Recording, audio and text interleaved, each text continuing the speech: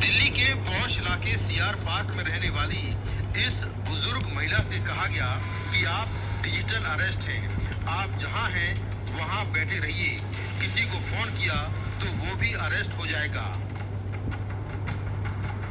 आपका phone surveillance पर है, जितना पैसा है वो भेज दो, नहीं तो आप अरेस्ट हो जाएंगी।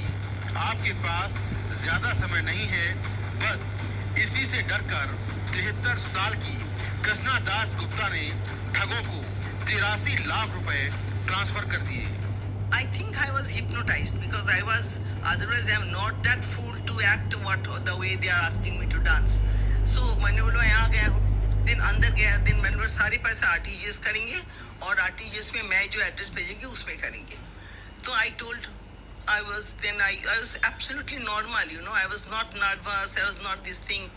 तो RTGS के एड्रेस दिया मैंने, उस पर RTGS किया। The bank person just told me, madam, everything is all right.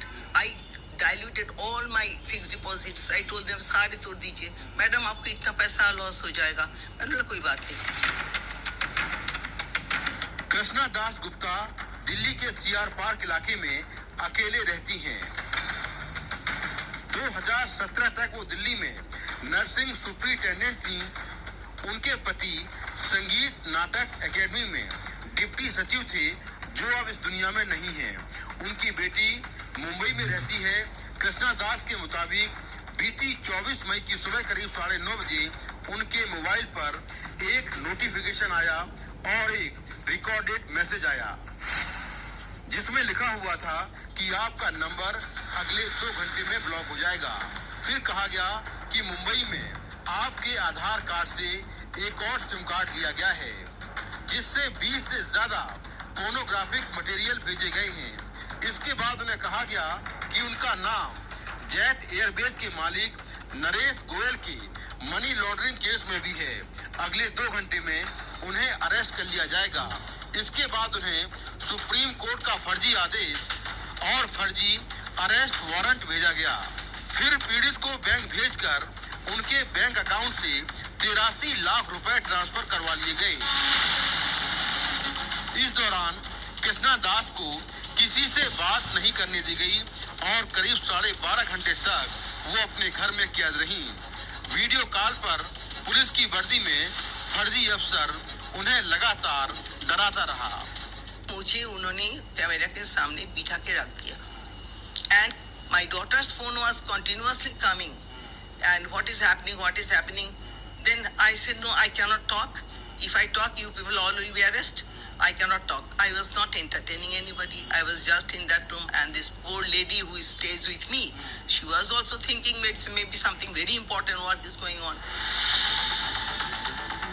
Krishna Das की बेटी ने मुंबई से आकर FIR दर्ज करवाई, लेकिन FIR दर्ज करवाना आसान नहीं था। It took us around 10 days. FIR करने में 10 दिन लगे, वो भी वरिष्ठ पुलिस अधिकारियों DCP से कई बार कहने के बाद। हमें दिल्ली की भीषण गर्मी में घंटों इंतजार करना पड़ा। अदालत के जांच अधिकारी नियुक्त करने के बावजूद मामले में कोई अपडेट नहीं है। जांच अधिकारी ने मुझे बताया कि अदालत के आदेश के बावजूद उन्हें मामले की फाइल तक नहीं मिली है।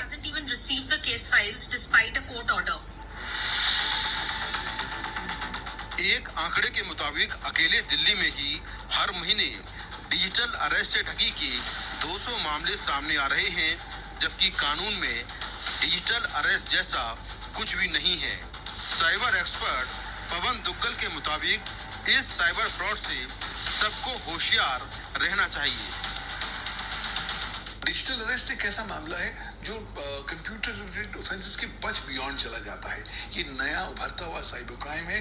हम पूरी तरीके से उसे ना तो IT एक्ट में कवर कर पा रहे हैं, ना ही भारतीय दंड संहिता के प्रावधानों में कवर कर पाते हैं। सबसे पहले तो ये समझना होगा कि कानून में डिजिटल अरेस्ट जैसा कोई प्रावधान नहीं है, बल्कि ये ठगी करने का एक तरीका है, जिसके जरिए ठग किसी को भी बाहरी दुनिया से अलग कर उसको डर दिखाकर उसके अकाउंट से पैसे ट्रांसफर करवा लेते हैं।